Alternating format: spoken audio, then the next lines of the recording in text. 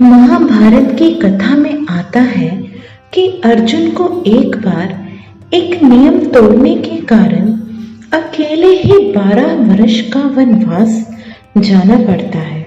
आइए जानते हैं आखिर क्या था वो नियम और क्यों तोड़ा था अर्जुन ने वो नियम।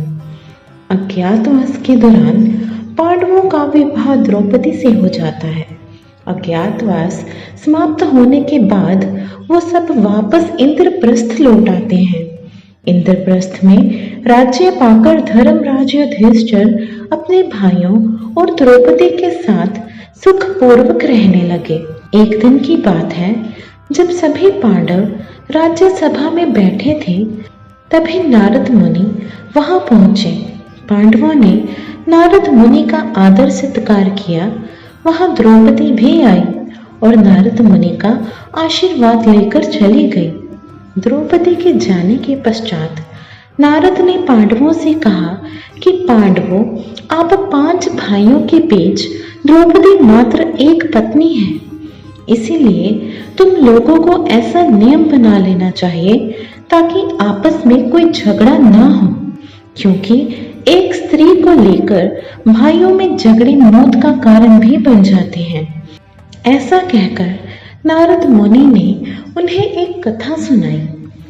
प्राचीन समय की बात है, सुंद और उपसुंद 2 असुर भाई थे। दोनों के बारे में ऐसा कहा जाता है कि दोनों 2 जिस्म एक जान थे। उन्होंने त्रिलोक जीतने की इच्छा से विधि पूर्वक दीक्षा ग्रहण करके तपस्या प्रारंभ की। कठोर तप के बाद ब्रह्मा जी प्रकट हुए। दोनों भाइयों ने अमर होने का वर मांगा। तब ब्रह्मा ने कहा, वह अधिकार तो सिर्फ देवताओं को है, तुम कुछ और मांग लो। तब दोनों ने कहा कि हम दोनों को ऐसा वर दें कि हम सिर्फ एक दूसरे के द्वारा मारे जाने पर ही मरे। ब्रह्मा जी ने दोनों को वरदान दे दिया।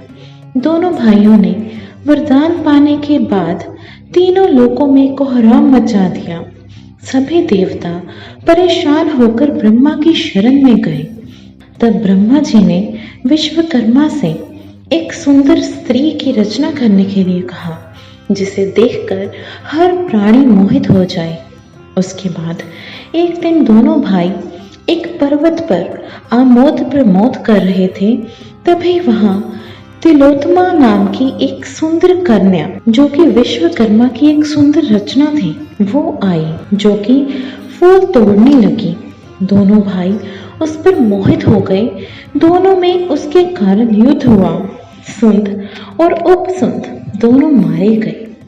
तब कहानी सुनाने के बाद नारद बोले, इसीलिए मैं आप लोगों से यह बात कह रहा हूं।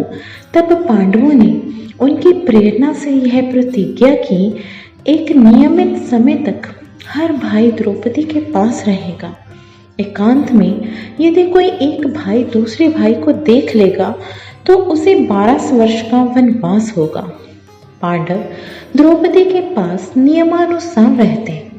एक दिन की बात है, लुटेरों ने किसी ब्राह्मण की गाय लूट ली और उन्हें लेकर भागने लगे। ब्राह्मण पांडवों के पास आया और अपना करुण रोदन करने लगा। ब्राह्मण ने कहा कि पांडव, तुम्हारे राज्य में मेरी गाय छीन ली गई है। अगर तुम अपनी प्रजा की रक्षा का प्रबंध नहीं कर सकते तो तुम निस्संदेह पापी हो। लेकिन पांडवों के सामने अड़चन यह थी कि जिस कमरे में राजा युधिष्ठिर द्रौपदी के साथ बैठे हुए थे, उसी कमरे में उनके अस्त्र शस्त्र थे। एक और कौटुंबिक नियम और दूसरी तरफ ब्राह्मण की करुण पुकार। तब अर्जुन ने प्रण किया कि मुझे इस ब्राह्मण की रक्षा करनी है, चाहे फिर मुझे इसका पश्चाताप क्यों न करना पड़े। उसके बाद अर्जुन राजा युधिष्ठिर के घर में निसंकोच चले गए। राजा से अनुमति लेकर धनुष उठाया और आकर ब्राह्मण से बोले, ब्राह्मण देवता, थोड़ी देर रुकिए, मैं अभी आपकी गायों को आपको लौटा देता हूँ।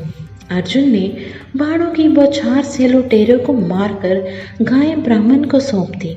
उसके बाद अर्जुन ने आकर युधिष्ठिर से कहा, मैंने एकांत ग्रह में आकर अपनी प्रतिज्ञा तोड़ दी, इसीलिए मुझे वनवास पर जाने की आज्ञा दी।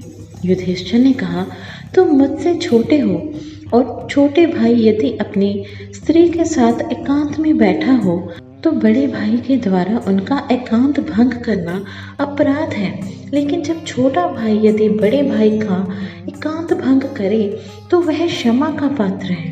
अर्जुन ने कहा, आप ही कहते हैं धर्म पालन में बहानेबाजी नहीं करनी चाहिए। उसके बाद अर्जुन ने वनवास की दीक्षा ली और वनवास को चल पड़े। धन्यवाद। Please like and subscribe this channel.